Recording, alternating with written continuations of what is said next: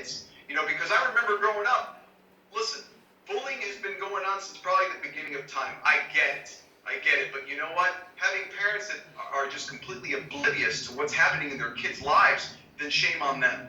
My job, technically, and I'm taking a different angle. What I'm trying to do is empower our children to be smarter, to be wiser, to be more fearless in being themselves, and to being the bigger person. That's the angle that I'm tackling here. That's all. I'm not trying to eradicate it by myself, because God knows that's a task in itself. But what I'm trying to do is really instill a little bit more of the smarts that we need to help our kids with, to understand why they're being bullied. Because at the time, they don't know.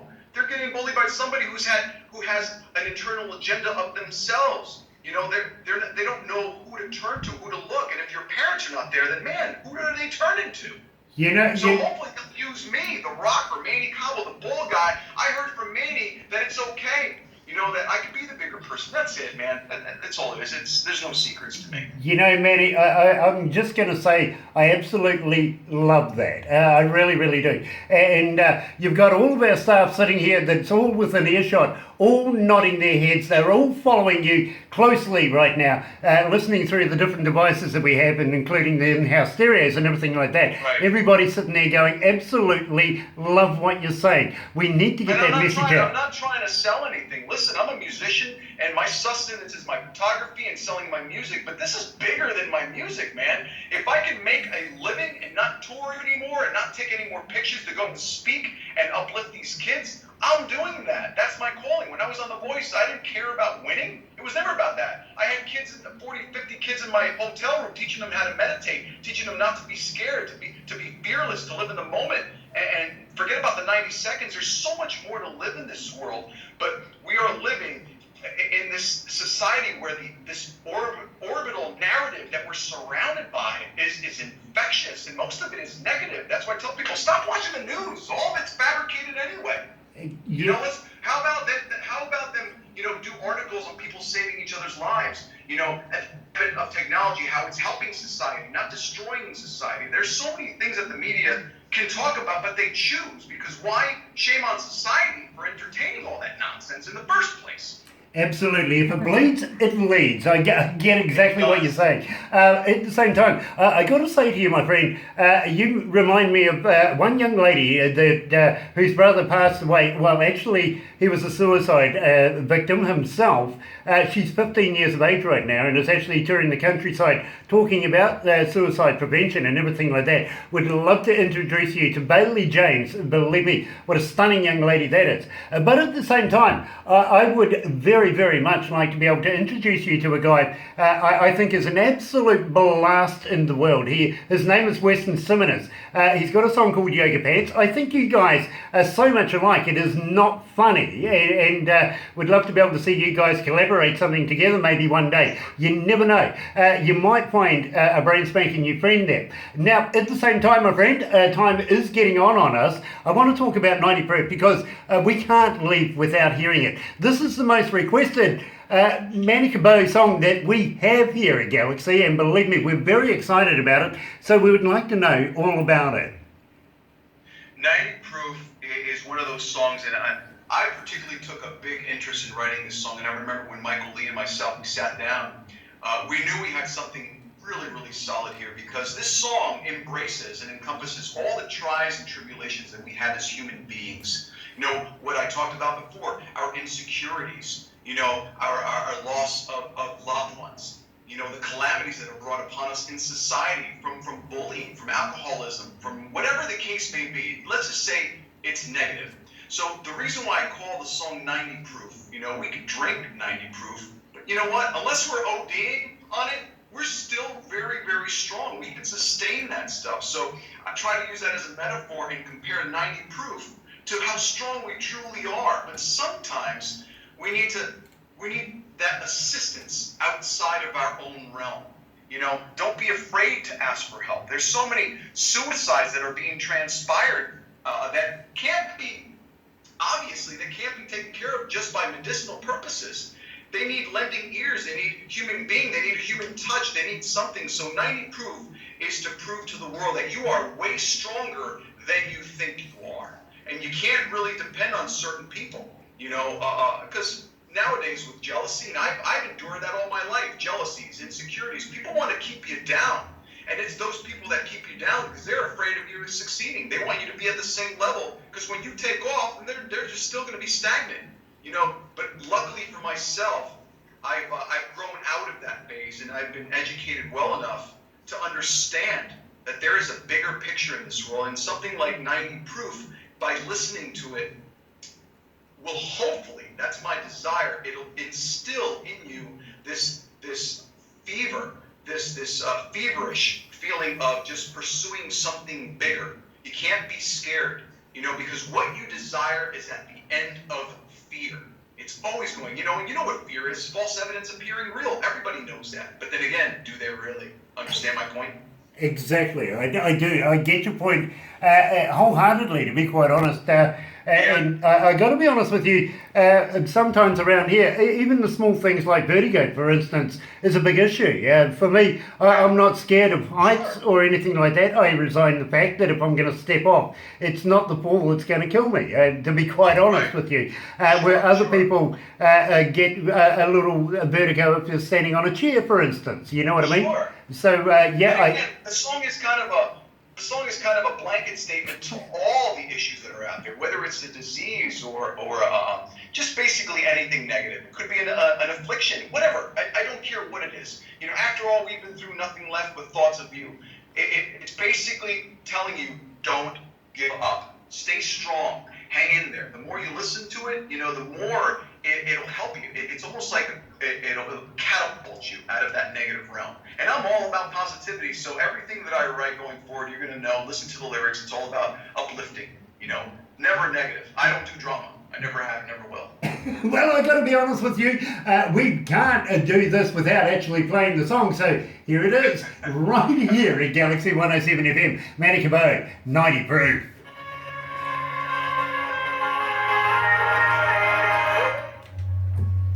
Get him to turn the light on? Manny, can you turn it? Oh, hold on. Yeah. Is there a chance I can get you to turn the light on there, Manny? Absolutely. Yeah, it is kind of dark. Can you see me? Yeah, you're starting to blend in with the background. I didn't want to turn it on without... No, you know what? Actually, you can turn the main one on because that's not going to help out. Yeah. You know what's funny? I didn't even notice it. But... how's that? Much better? Much better. That's awesome. Thank you. Brilliant. You can see him now. Yeah, exactly. You know what? We were having such heartfelt dialogue that I got completely engrossed in the conversation, man. I'm sorry. No, it is absolutely perfectly fine. All I could see was his teeth and and his glasses. Yeah, apparently Barbara says all she could see was your teeth and your sunglasses at one stage there. But we're actually going over time. This is my choice. I want to stretch this out. I know Studio B wants to get going, but they're going to stay there for a little while. Let's follow protocol. I don't want to make any enemies without even landing. We're having fun. I'm the boss. I'm the boss. What I do is I say. Okay, so I'm. Do I have to sign a waiver? He said no. Everything's all perfectly fine. I've got dirty looks looking at me all the time, but don't worry. I've learned to assimilate. I trust you. But at the same time, we will wrap it up after this, but I want to have a couple of chats about some of the things that we do down here, down under, that we might include you in if you do manage to make it down here, because believe me, I think you'll find it amusing in a lot of ways, if you know what I mean. Absolutely. I would love to. Again, I would love to travel there. I mean, I've seen so many incredible images. As a photographer, I'm perpetually studying images, and they're such beautiful imagery and beautiful countries. So that alone is just a huge element of intrigue on my part. Now that you're there, Barbara, I'm sold. Cool. I would love to have a moonshine with you down here, down under my house. I really would. I'll send him some of my sheep photos. Yeah, send him some sheep photos. Go on, do that. We have about 4.5, maybe almost 5 million people population and about 50 million sheep. Wow, that's incredible. That's great. And you know what? There's no mistakes in life, my friend. If you would have told me, a year ago that I'd be online with the station from New Zealand, I'd be like, I don't know, but I'm living in the moment, so I'm grateful for this experience. Thank you. And you never know where it leads. You know, all it takes is one person to believe in you. And let's say my musical career hasn't always been great. This is me. I haven't changed, but I'm sticking with the course, like I told you about AC/DC, because somebody will realize that soon enough. Yeah, absolutely. Let's go back to the desk, bro.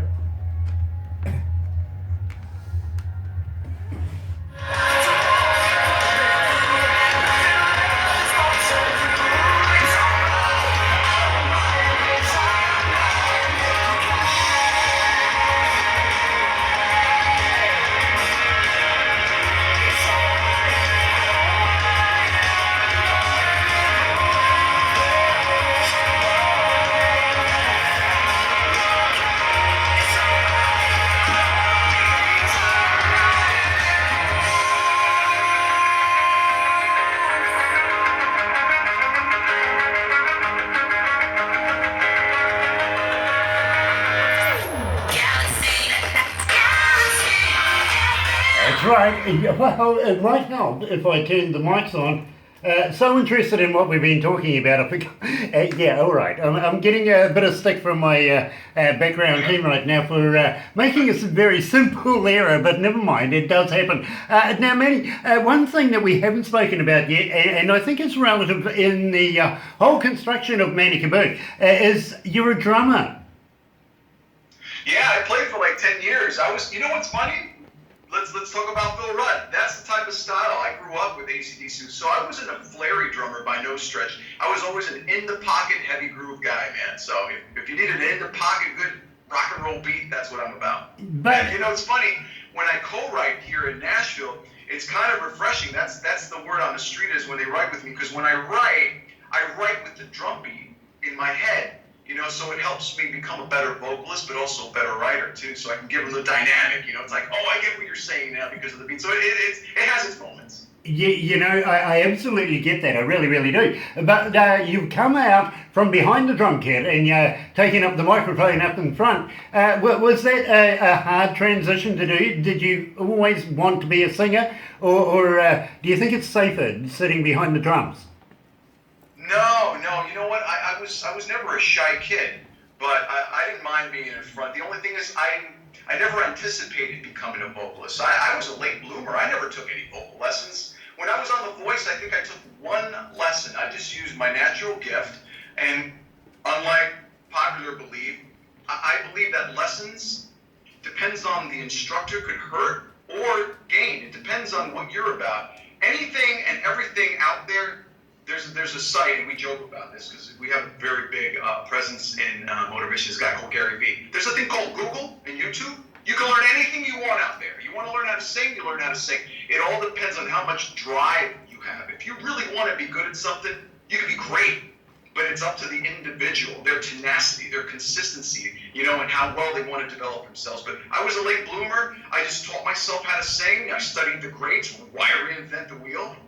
And I just taught myself techniques. And along the way, because of my voice stint, I managed to encounter some great tier vocal coaches. The best vocal coach in Nashville, Renee Grant Williams, who I became great friends with. Doing an interview with her, did a couple of lessons with her. So in response to your question, no, I never thought I'd become a singer. Until this day, you know, I'm not the greatest singer. I can hold a note here and there, as you can see by my music, but I just do the best I can with what I have. That's it. There's no secrets to me. Nice. Now, at the same time, I got to ask you, and I was talking to you earlier on about a young lady that comes out of Cairns, Australia. She sends me the same question every interview. I got to be honest with you. Again, she says, Grant, please ask Manny, and please ask him for me. Manny, what's your marital status? My marital status? It's hinging on the thread. No. Well, you know what? Because I'm here, you know what I like to do? I like to keep everybody guessing. But the truth is, everyone knows that I'm married. I have an incredible daughter. And my wife has put up with so much of my over the years that she has seen me through thick and thin. And it's the ones that appreciate and love you before you become anybody. You know? So I hold them dear to my heart because at the end of the day, those are the people that have always been in my corner, conditionally, which is why I do the things that I do unconditionally for people. That's real love, and family matters. Family becomes first. All this stuff, all these accolades and trophies, I've won so many, but that's not who I am. That doesn't define who I am. How I engage in heartfelt dialogue with you right now, this is what I'm about. This is important right now. Not where I'm going to be recording, not the Mercedes-Benz that I'm going to buy, not the film that Matt are going to work on. This is important. You got to live in the moment and stick to the people who appreciate you when you had nothing. Because those are the ones that are going to be there when you have something, and they're going to look past that anyway, and they're going to put you in your place and tell you, remember you were an idiot and had nothing? Don't forget that. So I appreciate the humbleness of that, Absolutely. I fully understand exactly where you are coming from there. And thank you for answering that particular question. And at the same time, I agree that if it wasn't for the support team, artists wouldn't be the artists they are today. At the same time, I got to ask you, now let's set the scene. The crowds are in the room, the band's on stage, the ambience is starting to happen, you're about to come on. Do you get the butterflies? You know what? It's not about the butterflies, and I wish I did get butterflies. What I do is I get nervous energy. I just want to get out there already and just crush it and embrace my fans. It's the waiting period. I'm not a patient guy at all. Like, having that New York mentality, everything needs to be done yesterday or a week before. So before I perform, I just want to get out there already and just do my job so I can hang out with the crowd. Yeah, definitely. But now, definitely not nervous energy. I meditate a lot, so I quiet my mind.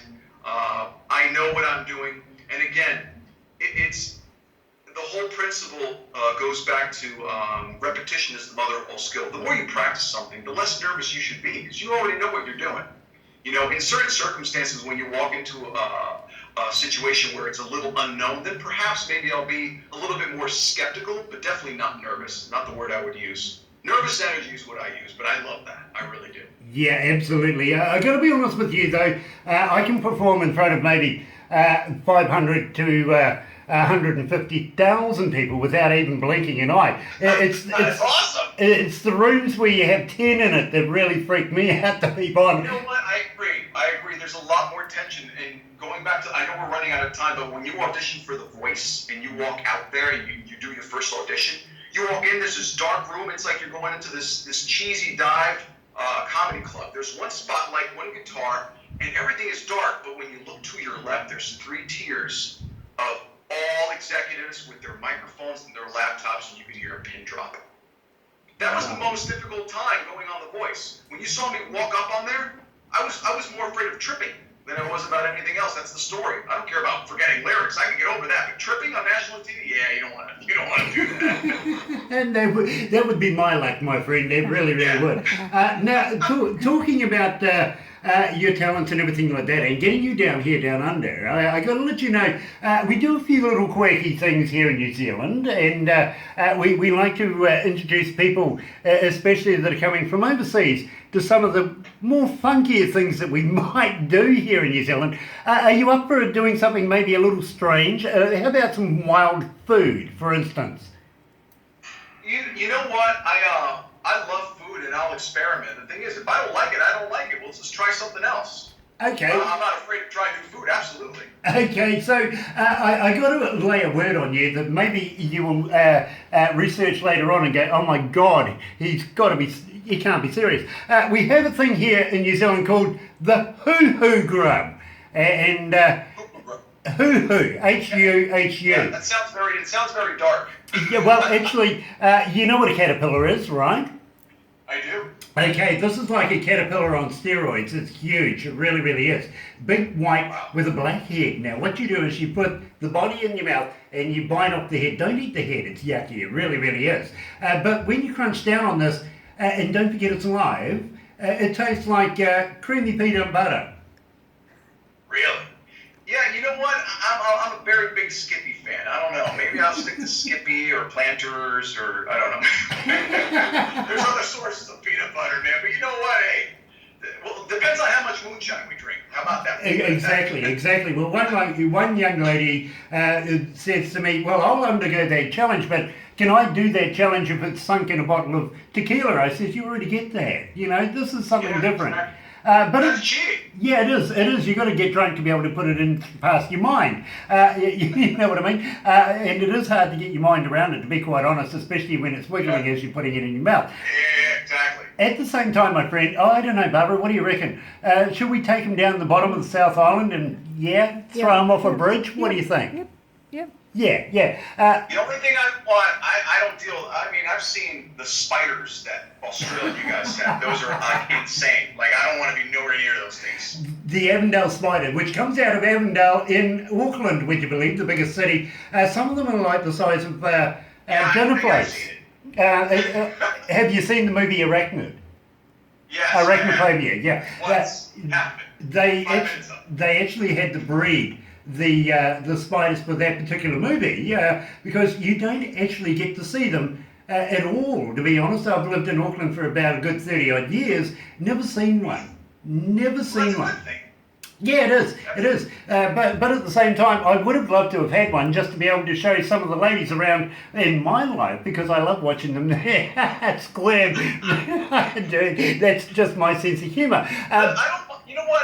Let me correct that. I don't mind spiders. I don't like being surprised by them. You know? Okay. Yeah, but basically, I find it's not the spider itself or its personality, it's just the way he looks. Most females don't like that, you know what I mean? But yeah, exactly. I'm sure some of them will go out night clubbing and have a cigarette with you afterwards, you know. You know, be careful. Be careful where you're going with this. You got all the ladies looking at you. So Yeah, exactly. But I'm on your back here. yeah, exactly. But don't worry about it. My audience know exactly what I'm like. I can get away with it. But at the same time, as I was saying, we may take you down the bottom of the South Island and throw you off a bridge. Now, what I mean by that, basically, is we have a thing here in New Zealand called bungee jumping. And we'd love to be able to have you a part of it and show you some of the crazier things that we do, including immerse you into some of the local cultures here in town, here in New Zealand, and show you some of the most splendid places around New Zealand, even places that time forgot. Literally, you can stand there. It's almost like you can see the dinosaurs walking down through Milford Sound, but I know that's not going to happen because I sent Mum home a month ago. That's great, man. Well, I would love to. As I said before, you know, I would be honored and just make sure that we make that happen. You know, that's the only thing I can tell you. I would love that. Very cool. The key is that you guys got to be there with me, because if you're giving me the opportunity, I want you guys to be there with me. Okay? Well, I will absolutely take you up on that. I really will. And at the same time, maybe we can bring Matt down and get him arrested within the first 24 hours of being here in New Zealand. What do you reckon? Oh yeah, he can do that on his own. Don't worry about it. But you know what? He'll be too busy filming everything. That's why I told him, I'm sure that the landscapes out there must be breathtaking, awe-inspiring. There is absolutely, we're one of the most picturesque, well, I think we are anyway, one of the most picturesque countries in the world, and we're all about being clean and green here in New Zealand and promoting tourism and showing off, basically, what we think is one of the biggest assets of the world is our whole country and how we take care of everything here in New Zealand. At the same time, Matt, don't worry about the camera too much, because maybe, you never know, we might fix you up with something that'll keep your hands on something else other than your camera. There you go. You are a wild man. Something tells me. We gotta sign a waiver. That's the first thing I'm doing when I meet you. Make sure your insurance is paid up. Let's put it that way.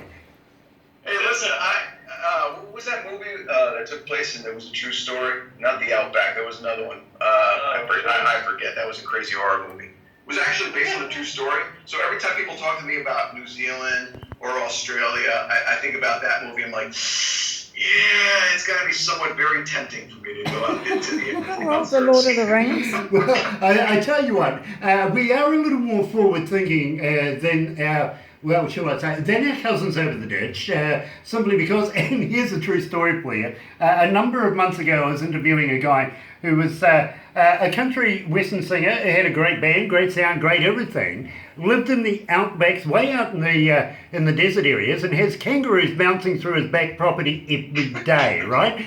So I'm thinking to myself, this is really cool. So I asked him, why can't kangaroos bounce backwards? He didn't know they couldn't.